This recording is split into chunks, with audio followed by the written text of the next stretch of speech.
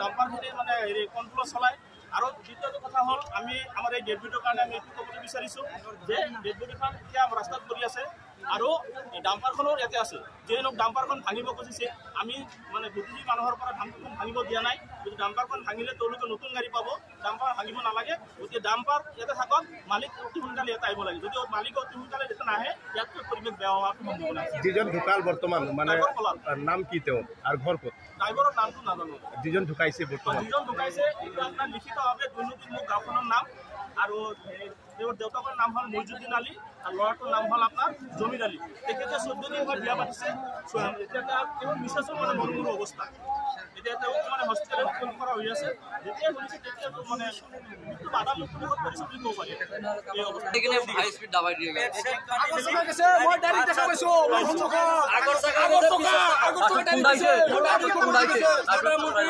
মই দেখা পাইছো মোৰ আমার মালিক ড্রাইভার কি লাগে ড্রাইভার বিলাক ইমান লেত্রা মাল চাল খায় দারু সারু খায় গাড়িটো ইমান দামাই থাকে সৰু গাড়ী গিলা পাত্তাই নেদায় টমটমি গিলি সেইগিলা পাত্তাই নেদায় পুৰা পিছফালৰ পৰা খুন্দা মাৰিব ইমান জহৰা ড্ৰাইভাৰ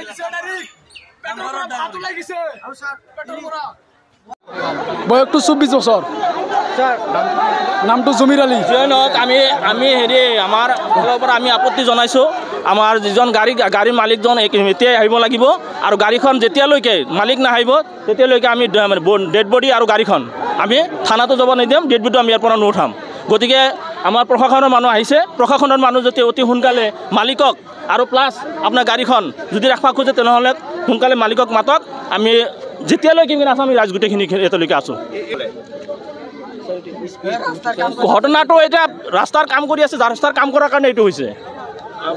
ডাম্পাৰৰ যিটো উৎপাত আপোনাৰ ডাম্পাৰৰ যিটো মানে